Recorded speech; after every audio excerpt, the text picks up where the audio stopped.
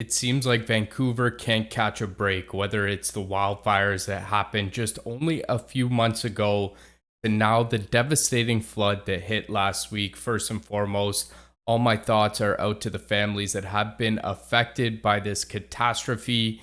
It is definitely something that is once in a lifetime, and hopefully we don't see it again in ours. But we're going to be covering today the economic impact of those floods, not only in the sense of what it's going to take to fix those damages, but really in a sense of what it's going to do to our already ruined supply chain. And that's obviously focusing on Vancouver Port.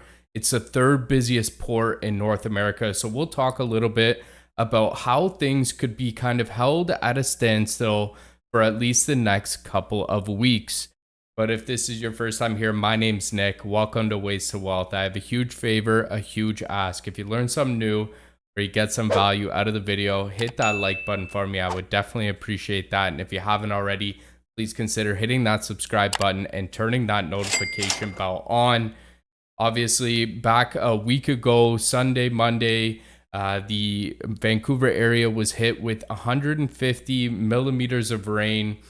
Kind of spurt out of nowhere, and it caused just massive flooding. And we'll show you some footage of what the helicopters have been able to capture. Now, I'm not a scientist. I'm just kind of gathering information and trying to use my best judgment to figure out what's going on, and obviously using experience in the logistics side to get a better indication of how bad our infrastructure, not only the roads, which is Highway 1, was majorly affected, and then obviously the rail lines. There's two Canadian companies. You have Canadian Pacific Railway and you have Canadian National Railway, and those two rail lines move from Vancouver and they move goods on rail throughout the rest of the world. So there's kind of two different impacts here. So we'll get down into the nitty-gritty, and the first thing that we really want to focus on, and we've mentioned it before, is how big of an economic impact this could have, especially with the holiday season coming around the corner. There's a bunch of goods that come in from Asia into Vancouver and then railed throughout Canada, depending on the destination.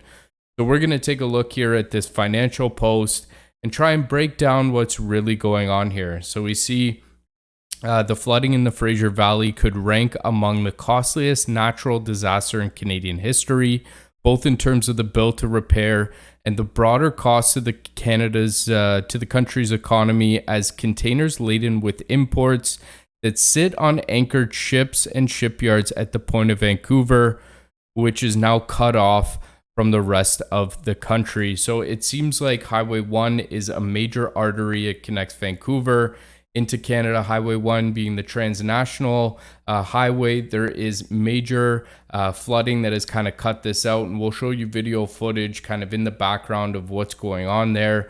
There is nothing that has been able to move. I've kind of been trying to keep up with the situation. By the time this video is released, I don't know if that'll be open yet. To my understanding, it takes about 7 to 8 days for that floodwater to retreat. But it does seem like that land that was built there used to be a lake, and then what they did is they dammed that off to put farmland in there. So I don't know what the protocol is, and I don't know how long that turnaround time is. So let's get a better indication of what the situation at the Port of Vancouver is like. If you've been following along with our videos in the past, there has been a bunch of containers that have been trapped at LA Long Beach. Obviously, we've talked about the many different factors, people buying retail goods to renovate their homes, renovate kitchens, backyards, etc.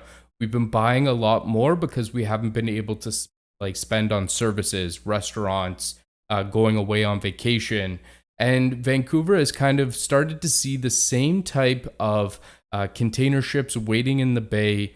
The latest data that I have comes from November 18th, and according to the Port of Vancouver's eHub data, there's currently 66 vessels in the port. There's 26 that are at berth and 40 that are anchoring, waiting for berth. So there's 20 grain carrier vessels that are included in there, and Vancouver being a big port, not only for imports from Asia, but also a massive port for exports. We sell a lot of commodities, grains, oats, lumber. There's so many different products that we need to put on those ships so that we can get income from countries throughout the world. So what we can see from this data, there is a number of ships that are building up. And as of last Sunday, the rail lines have not been moving at all. And with the previous data and with this kind of increase in container volume, there has been an already existing trucker issue already at the Port of Vancouver. So the latest data that I have is you have to book a trucker somewhat like 3 to 4 weeks in advance in order to get that trucker to go pick up a shipment in the future. So things could be waiting if you don't plan ahead, or just to give you an indication of the overall mass congestion problems that are happening there. So we've digged up some data just to get a better understanding. So from FreightWaves, they gather the amount of container volume that has been moving through the Port of Vancouver. To give you an indication, the port reported a 24% increase in container volumes and 7% increase in overall cargo volumes for the first 6 months of 2021. So we can see here that this number is definitely steady, and based on the 2021 numbers, it's up for the year. So not much of an indication of what's been happening in the last 6 months of the year, but I can definitely tell you, based on the amount of containers that are dwelling, which are basically waiting to get into the port, offloaded, put on rail, those numbers are extremely high as well. So again, you really have these two rail networks that are servicing the rest of Canada, and they will be down for an undetermined period of time. The latest that we have is that right now the rail lines are not moving, and there's some damage that they still need to get in and evaluate because of all the flooding that we saw. They can't get the crews in there to help. Now, I do understand that BC Transportation, the government group there, is fixing the roads. There was a bunch of mudslides that have taken out like Highway 1 and 7, like we discussed before. So I believe those are starting to move, which is good. But when you look at the vast size of Canada, it's very inefficient, especially on a cost basis, to truck something from Vancouver into Eastern Canada, whether that's even Winnipeg or even down into the Ontario or Quebec areas. So Vancouver's also used to move stuff into the US. So that's obviously another cause for concern. But we do have here from this article from FreightWaves that CP and CN expect to resume service during the middle of next week. CN didn't provide an estimate for restoring service, but said repairs would continue until next week. Now, this is super optimistic. This is very good news. The only other thing that I've done, and I've taken a deeper look at, is actually what the rail lines look like. So I've been able to find two pictures here, and I'm not an engineer, and I don't know how long it's going to take for some of those rainwaters to subside, and then you can get the crews in there to fix it. But we have here a huge, massive mudslide that looks like it's taken out a majority of the underbasin of the rail. Looks like there's no structural support whatsoever. And then we take a look at this next picture, and it looks like this whole kind of mud basin has been swept away. So I don't know what the interim solution is of these companies to go in here and make it better. But to be honest with you, it seems like it's going to be a lot longer than next week.